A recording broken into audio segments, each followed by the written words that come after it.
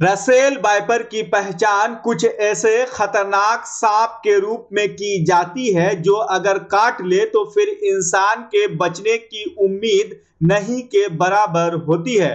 भागलपुर जिले में अब गंगा हो या फिर शहरी इलाका, ये सांप आए दिन मिल रहे हैं। साथ ही बिहार में सांप काटने की घटना भी इन दिनों बढ़ी हुई है, जबकि भागलपुर जिले में रसेल वाइपर से लोग दहशत में है। दरअसल यह सांप भारत ही नहीं बल्कि एशिया का सबसे खतरनाक सांप माना जाता है। इधर भागलपुर में लगातार रसेल वाइपर जैसे खतरनाक सांपों के निकलने का सिलसिला जारी है। ताजा मामला सबौर प्रखंड के मीराचक स्थित नया टोला के एक निजी कोचिंग संस्थान से सामने आया है, जहां रसेल वाइपर को देखने के बाद कोचिंग के लगभग 150 बच्चों में भगदड़ मच गई। बच्चों ने घबराकर कोचिंग से बाहर निकलने की कोशिश की, जबकि सांप पास की झाड़ियों में छिप गया।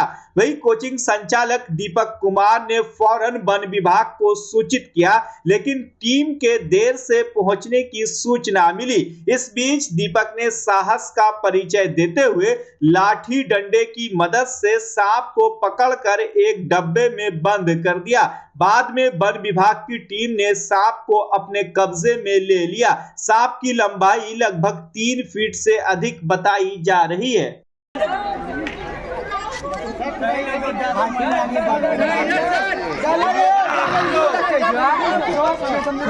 यहाँ से यहाँ देखें नहीं मिनट ना जी निकाले ढक्कन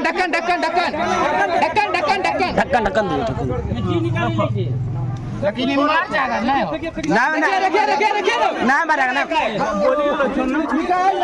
जल्दी बस।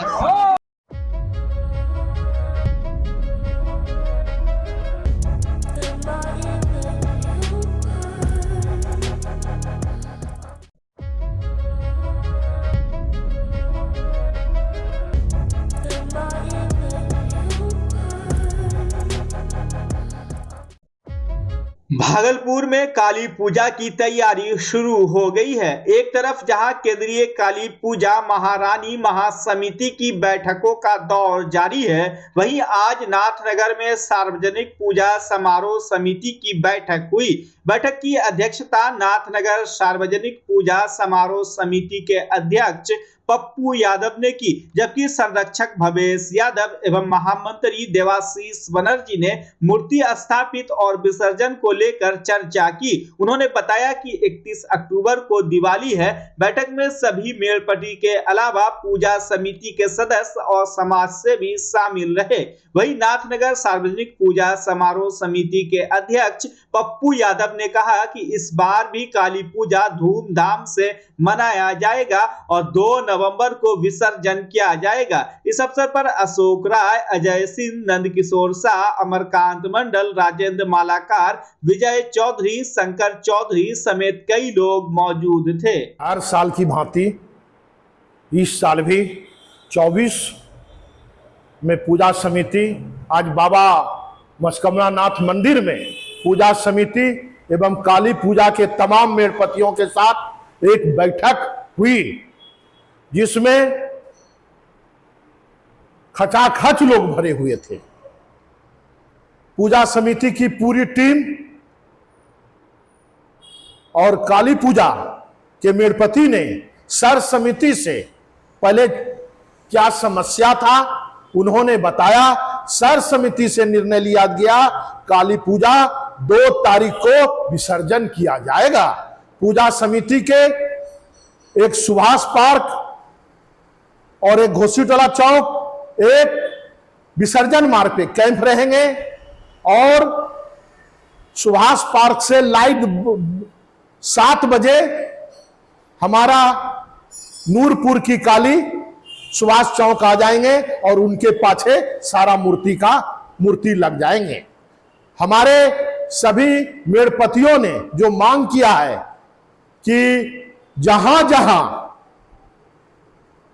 मूर्ति बैठ रही है 151 वार्ड में शहरी क्षेत्र में कि जिलाधिकारी महोदय नगर ऐप से मांग किए हैं सभी स्थानों पर 50 किलो ब्लीचिंग, 15 किलो चूना, जहां जहां रोड खराब है वहां रोड दुरुस्त हो जाए, जहां जहां बिजली विभाग से हमारा तार जहां जहां लूज है वो टाइट हो जाए, साफ सफाई हो जाए, सभी लाइट, रोशनी का पर्व है काली पूजा दीपावली, एक शहरी क्षेत्र में सारा लाइट ठीक हो जाए।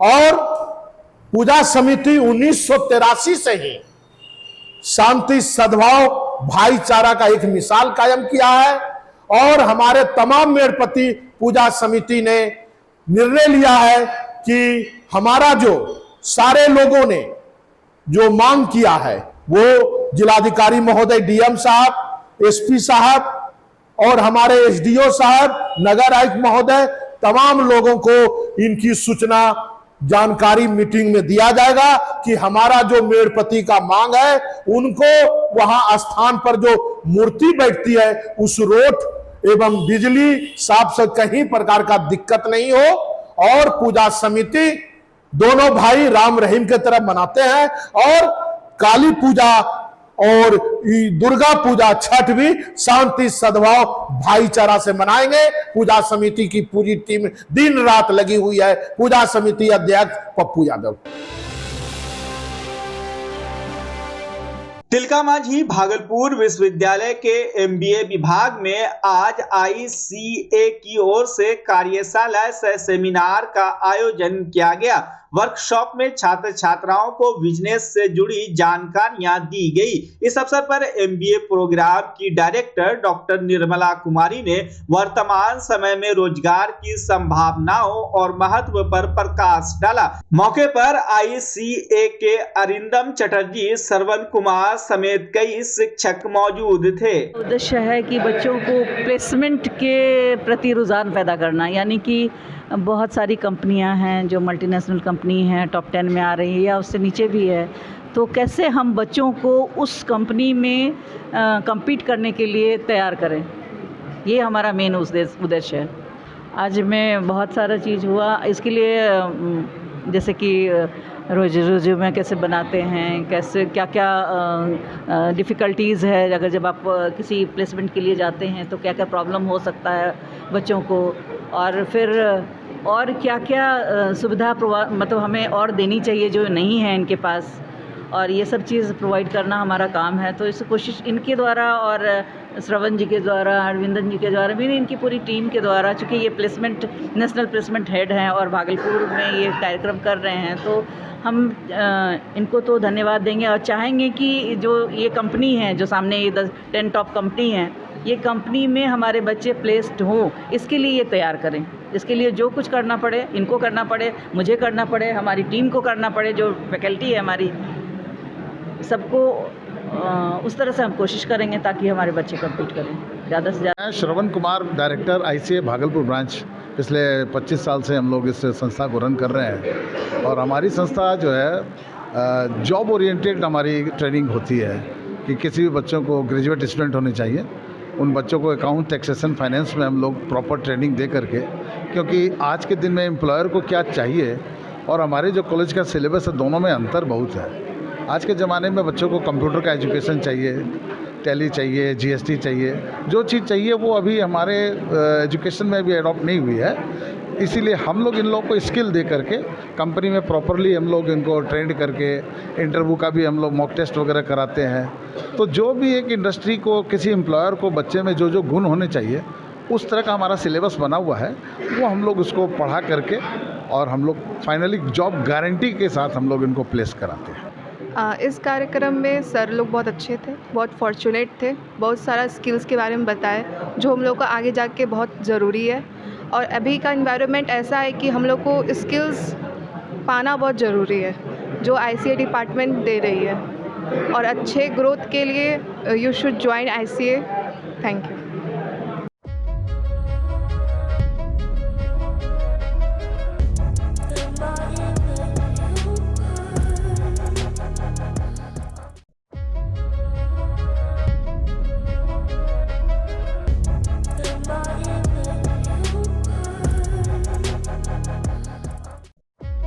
लोक आस्था के महापर्व छठ पूजा के मद्देनजर वैशाली जिला के डीएम यशपाल मीणा एवं पुलिस अधीक्षक हरकिशोर राय ने संयुक्त रूप से कौनहारा घाट से लेकर पुल घाट तक के सभी घाटों का निरीक्षण किया। इस दौरान डीएम ने अधिकारियों को सभी घाटों पर साफ सफाई, सुरक्षा के व्यापक इंतजाम, पर्याप्त रोशनी, पब्लिक एड्रेस सिस्टम की व्यवस्था, सीसीटीवी और ड्रोन से निगरानी, सभी घाटों पर गोताखोरों की प्रतिनियुक्ति एवं एनडीआरएफ और एसडीआरएफ के द्वारा नदी में गश्ती करने का दिशा निर्देश दिया गया। साथ ही उन्होंने नदी में बांस से 3 लेयर में बैरिकेडिंग करने और खतरनाक घाटों को चिन्हित करने का भी निर्देश दिया। निरीक्षण के दौरान मुख्य चिकित्सा पदाधिकारी को घाट किनारे कैंप लगाकर चिकित्सा एवं एएनएम की प्रतिनियुक्ति करने का निर्देश दिया गया, जबकि कार्यपालक पदाधिकारी नगर परिषद को निर्देश दिया गया कि सभी घाट के पहुंच पथ को ठीक से समतल कर चलने लायक रास्ता बनाया जाए, जिससे छठ व्रतियों को किसी प्रकार की असुविधा न हो। रास्ते के दोनों तरफ ब्लीचिंग पाउडर और चूने का छिड़काव करने का भी निर्देश दिया गया। निरीक्षण में जिला पंचायती राज पदाधिकारी, नगर परिषद के अभियंता एवं अन्य पदाधिकारी और कर्मी उपस्थित थे। बच्चा जब जन्म लेता है तो कई बार बच्चा तुरंत नहीं रोता है, रोने में देर हो जाता है। ऐसे में बच्चा क्षतिग्रस्त हो जाता है और उसके बचने की संभावना कम हो जाती है, और यदि बचा तो भविष्य में उसमें विकलांगता की समस्या आती है, जिसे सीपी कहते हैं, जिसका कोई माकूल इलाज नहीं है और ज़िंदगी भर बच्चा विकलांगता से जूझ सकता है।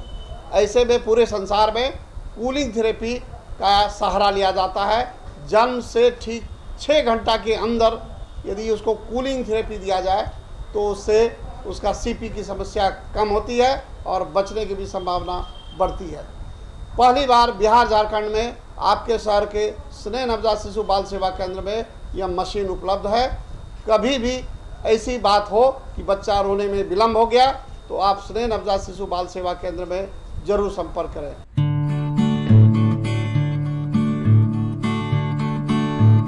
घर शिफ्ट करना हो या ऑफिस रीलोकेट करना हो, मेक माई शिफ्ट के साथ अपने सामान को सुरक्षित पहुंचाइए कहीं भी कभी भी। मेक माई शिफ्ट देते हैं residential and office relocation, long distance relocation, heavy machine shifting, packing and moving, international and intercity moving, car transportation जैसी ढेरों best services. Make my shift packers and movers. For bookings call 8298-181-018 या log on करें www.makemyshift.in।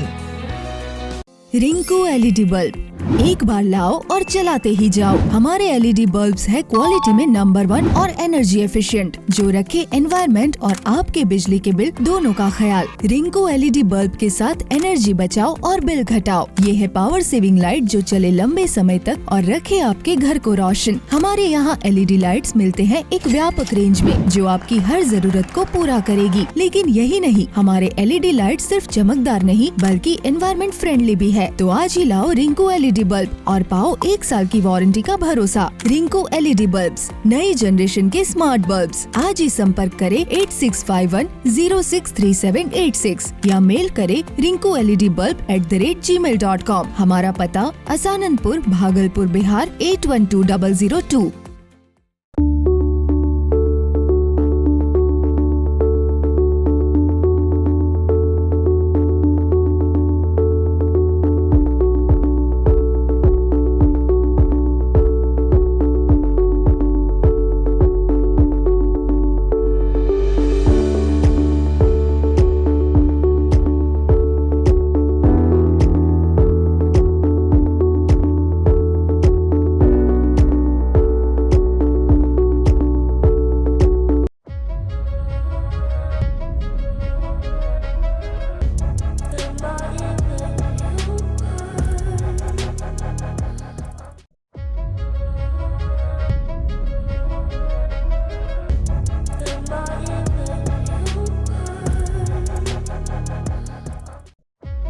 Bhagalpur Sultanganj railway station का सौंदर्यीकरण अमृत भारत योजना के तहत किया जाएगा। 24 करोड़ 22 लाख रुपए की लागत से स्टेशन का पुनर्निर्माण होगा।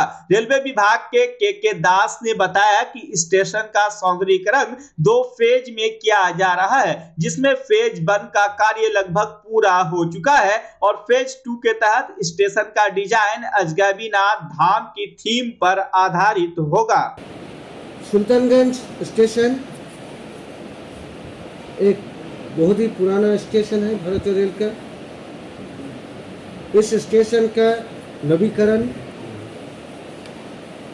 का साथ साथ रीमॉडलिंग और अत्याधुनिक स्टेशन बनाने के लिए अमृत भारत योजना के तहत सुल्तानगंज स्टेशन को चुना गया है। लगभग 24.22